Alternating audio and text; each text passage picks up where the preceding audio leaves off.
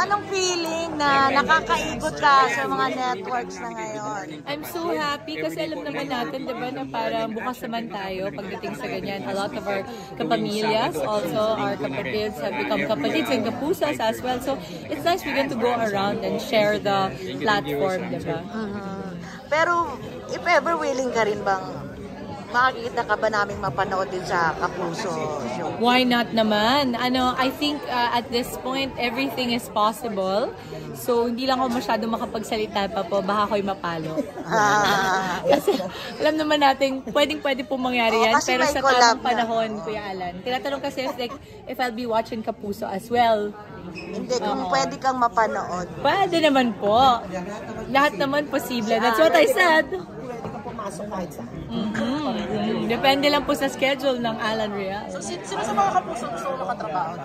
Oh, naku, ang dami. Like si Bea's there now, diba? So, sina Dennis Trillo, sina Carla Abellana, si Marian, si Dong.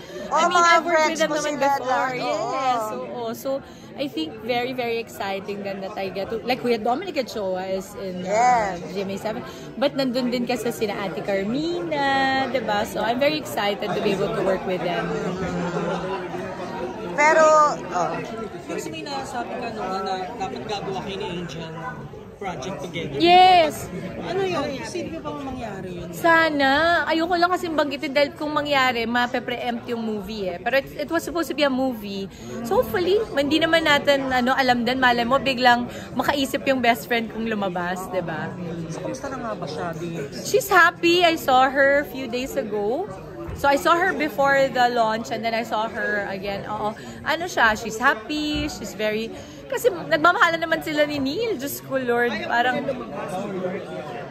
hindi pa muna ate. Nakita ko naman kasi parang enjoy sila sa kwarto nila. Doon din naman ako pumunta. Sa kwarto talaga. Siyempre, saan ako papasok? Una sa lahat, best friend ako. Hindi ako para sa sala mahumangat, no? Sabi ko kay Neil, hoy, buksan niya yung pintong niya. Wow!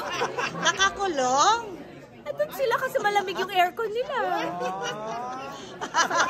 Ano ba ito mga nire-review ko? Baka mamaya paluin ako ni Neil. Hindi, doon ako sa kwarto nila. Malamig din, kaso lagi akong wala doon. Pilar. Siyempre, malamig din yung aircon namin, pero wala ako doon kasi nagtatrabaho ako. Pero Dix, wala pa talaga siyang balak na bumalik or...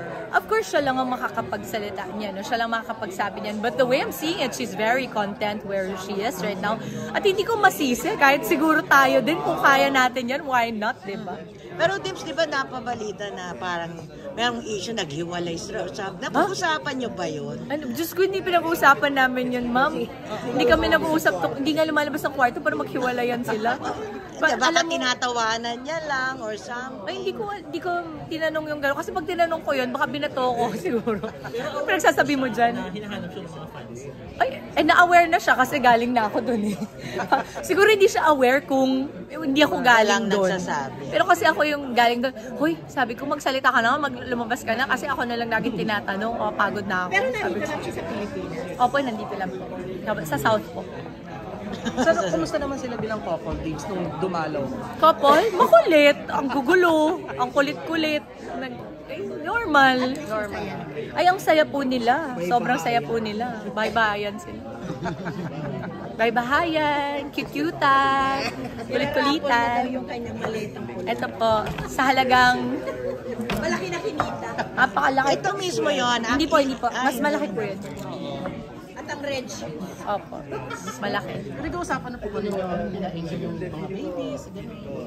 No, it's not something we talk about. We were just always talking about lang, ano ba pinag-usapan namin last time? Kamusta ako? Kamusta siya? Ganun lang.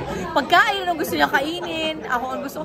Alam mo, pag kami magkakausap, makakalimutan mo talaga mga artista kami kasi yung usapan namin ay mga walang kakwenta-kwenta. Gusto ko po talagang magbigay ng magandang sagot dito, pero kasinungalingan yun dahil yung pinag-usapan namin ay walang kwenta. Wala ka sa plano mag-baby? Mami, sabi ko po sa inyo, talagang yung pinag-usapan namin, walang kwenta. Gusto ko talagang magsabi ng, alam mo, nag-usap po kami tungkol sa ganito, pero hindi po namin pinag-usapan yun.